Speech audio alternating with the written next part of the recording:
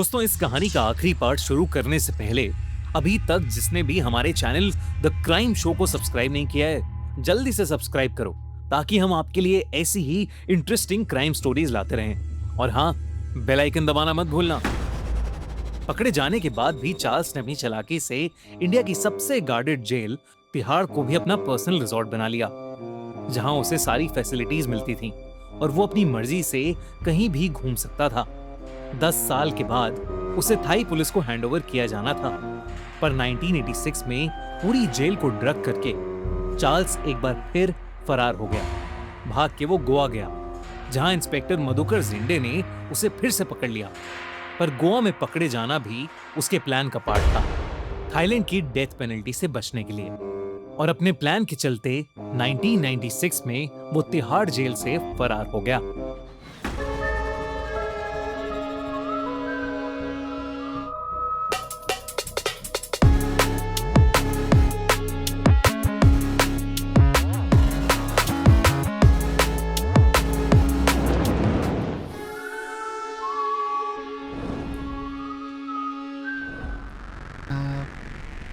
India में अपनी 20 साल की जेल की सजा काटकर 1997 में चार्ल्स वापस पेरिस आ गया था।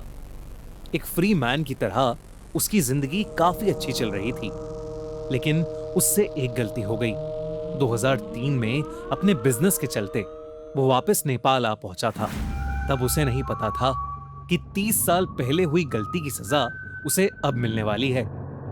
असल में 30 साल पहले 1975 में चार्ल्स अपनी गैंग के साथ हैंक और कॉर्नेलिया के पासपोर्ट्स और उन्हीं की पहचान लेकर नेपाल आ गया था। खूबसूरत हिमालय की पहाड़ों की गोद में बसा हिपी ट्रेल का आखिरी स्टॉप काठमांडू। काठमांडू के पास से ही बहने वाले मनहरा नदी के किनारे 12 साल का गणेश अपने दोस्तों के साथ रोज सुबह की तरह खेल रहा था। तभी एकदम से उसके गांव में हो हल्ला मच गया और पुलिस की कुछ गाड़ियां आकर एक खेत के किनारे रुक गई। गणेश और उसके दोस्तों को लगा कि कोई चोर पकड़ा गया होगा, तो वो उसे देखने उस खेत में पहुंचे। लेकिन तभी उन्हें मांस जलने की बहुत जोर की एक बदबू आई। इससे पहले वो लोग आगे बढ़ पाते, पुलिस वालों ने उन्हें रोक दिया, क्योंकि वो स्मेल किसी मरे हुए जानवर की नहीं, बल्कि 2 इंसानी लाशों की थी जो उसी खेत में पड़ी हुई थी। पुलिस ऑफिसर राय के सुपरविजन में उन बॉडीज को वहां से लेकर जाया गया, क्योंकि उनके हिसाब से ये लाश 2 टूरिस्ट की थी, जिसका मतलब था कि मामला अब आग पकड़ने वाला था। नेपाली पुलिस ने उन टूरिस्ट की आइडेंटिटीज की तलाश में सबसे पहले काठमांडू के फ्रीक स्ट्रीट के हर एक हॉस्टल और होटल में इन्वेस्टिगेशन करना शुरू कर दिया।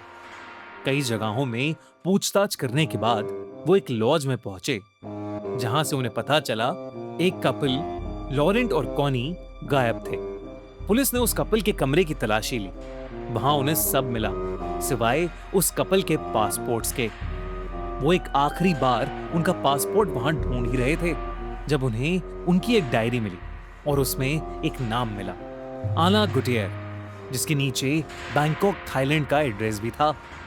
इससे पहले पुलिस वाले कुछ एक्शन ले पाते, उस कमरे के साथ वाले कमरे से एक कपल आया, जिन्होंने पुलिस को बताया कि उन्होंने एक रात पार्टी करते हुए कॉनी और लॉरेंट के साथ एक जेम्स डीलर आला को भी देखा था।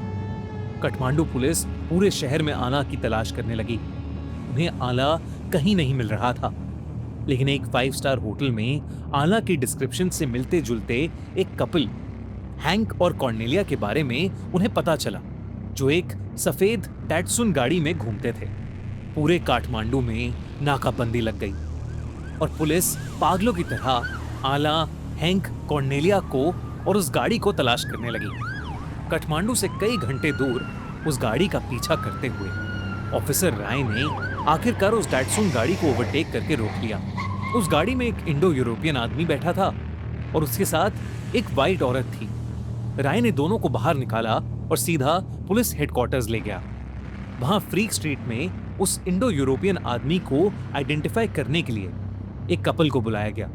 उन दोनों ने हैंक और कॉर्नेलिया को ध्यान से देखा था, लेकिन वो दोनों लोग वो थे ही नहीं। दोनों के हाव भाव, कपड़े और स्टाइल एकदम अलग था। पूरे सबूत ना होने के बाद और हैंक और कॉर्नेलिया के पासपोर्ट्स में कोई दिक्कत ना होने की वजह से पुलिस ने उनको मजबूरन जाने दिया। पुलिस को लगा कि ये केस हमेशा के लिए खत्म हो गया है, लेकिन तभी मनहारा नदी के पास एक गांव से राय को कुछ इंफॉर्मेशन मिली। एक औरत ने उस वाइट डेटसुन गाड़ी को उन जली हुई लाशों के मिलने से कुछ दिन पहले ही उस वैली से गुजरते देखा था। बिना देरी करते हुए उन्होंने गाड़ी का नंबर मैच किया और हर जगह हैंक और कॉर्नेलिया को ढूंढने लगे, यानी आला और मारी को ढूंढने लगे, यानी चार्ल्स सोबराज को ढूंढने लगे। इसी बीच उन्हें एक टिप मिली कि इसी नाम और डिस्क्रिप्शन के एक कपल ने काठमांडू के एक दूसरे होटल में चेक इन किया है, लेकिन जब तक पुलिस वहां पहुंची तब तक चार्ल्स भाग चुका था। उन्हें चार्ल्स के कमरे में कुछ नहीं मिला सिवाय कई सारे पासपोर्ट्स के। चार्ल्स नेपाल के सबसे खूंखार क्रिमिनल्स में से एक बन गया था, लेकिन क्योंकि उस समय टेक्नोलॉजी इतनी डेवलप नहीं थी तो ये इंफॉर्मेशन बाकी हिपी ट्रेल की पुलिस के पास नहीं पहुंच पाई। थाईलैंड में कई मर्डर्स करके फरार होकर नेपाल में और कई मर्डर्स करके चार्ल्स को लगने लगा कि कोई भी उसे कभी पकड़ नहीं सकता था। चार्ल्स ने मैरी के साथ एक नई आइडेंटिटी बनाई और वो वापस बैंकॉक आई। इसी बीच नडीन और हरमन उनको पकड़ने के काफी करीब पहुंच गए थे, लेकिन चार्ल्स वहां से भी पुलिस को चकमा देकर निकल गया था। लेकिन तब तक इंटरपोल उसके पीछे पड़ गई थी और इसलिए चार्ल्स ने अपना तिहाड़ जेल वाला ग्रैंड प्लान एग्जीक्यूट किया। अब 2003 में चार्ल्स नेपाल कई सालों बाद वापस आया था, इसलिए उसने सोचा कि नेपाल पुलिस में सब उस केस को भूल चुके होंगे, लेकिन उसे नहीं पता था कि डेप्यूटी सुपरिटेंडेंट गणेश केसी उसी का इंतजार कर रहा है, क्योंकि गणेश केसी वही 12 साल का बच्चा था जिसने लॉरेंट और कॉनी की लाश नदी के किनारे खेत में देखकर उसी वक्त डिसाइड कर लिया था कि वो इतनी बेरहमी से मारने वाले कातिल को एक ना एक दिन जरूर पकड़ेगा। 1 सितंबर 2003 काठमांडू के कसिनो में एक जर्नलिस्ट ने शोभराज को देखा। अगले 2 हफ्तों तक उस जर्नलिस्ट ने उसका पीछा किया, फोटोज खींची और एक डिटेल्ड रिपोर्ट बनाई। ये रिपोर्ट नेपाल पुलिस तक पहुंची। 1975 के डबल मर्डर केस को दोबारा खोला गया और चार्ल्स को एक कसिनो से अरेस्ट कर लिया गया और फिर उसे उम्र कैद की सजा भी सुनाई गई। इसी बीच चार्ल्स की लॉयर की बेटी निहिता बिस्वास चार्ल्स के चाम में आ गई और 20 साल की निहिता को 66 साल के चार्ल्स के साथ प्यार हो गया, इतना कि लोग कहते हैं कि उन दोनों ने आपस में शादी भी कर ली। चार्ल्स अपनी अपील के खिलाफ लड़ता रहा और फाइनली उसकी उम्र कैद की सजा को कम करके उसे 20 साल जेल में ही रहने की सजा सुनाई गई, जो 2023 में जाकर खत्म हुई। 21 दिसंबर 2022 को नेपाल के सुप्रीम कोर्ट ने उसकी उम्र और अच्छे व्यवहार को चलते उसको रिलीज कर दिया।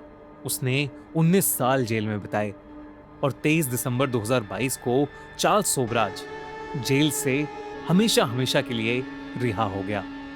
चार्ल्स वापस फ्रांस चला गया।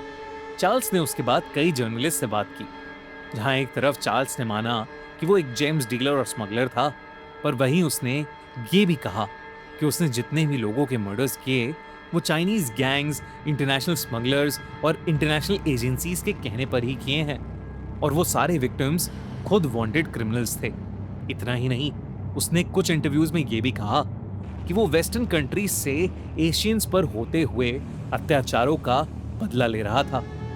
ऑफिशियल फिगर्स की माने तो चार्ल्स ने टोटल 20 से भी ज्यादा मर्डर्स किए हैं, लेकिन कुछ राइटर्स, ऑफिसर्स के सामने किए हुए चार्ल्स के कन्फेशंस की माने तो ये नंबर 50 से भी कहीं ज्यादा है। चार्ल्स अभी भी जिंदा है और अपनी जिंदगी आराम से बिता रहा है। उसके विक्टिम्स के परिवार वालों के दिल में उसका खौफ अभी तक है। वहीं जिस रेस्टोरेंट में वो गोवा में पकड़ा गया था, वहां उसकी याद में आज भी एक पुतला है जो कई टूरिस्ट के लिए एक सेंटर ऑफ अट्रैक्शन भी बन चुका है। ये कहानी थी दुनिया के सबसे बदमाश सीरियल किलर की, जिसे लोग बिकिनी किलर या सर्पेंट किलर भी बुलाते थे। ये कहानी थी चार्ल्स सोबराज की। दोस्तों, अगर आपको ये कहानी अच्छी लगी तो हमारे चैनल द क्राइम शो को सब्सक्राइब करना बिल्कुल मत भूलना।